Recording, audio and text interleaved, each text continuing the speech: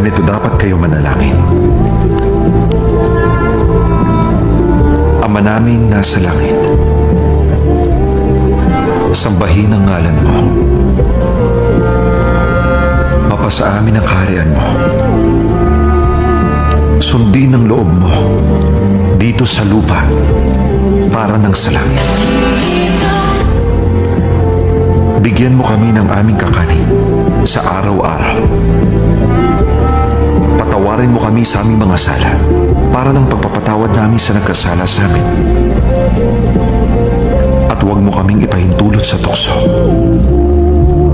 At iadya mo kami sa lahat ng masama.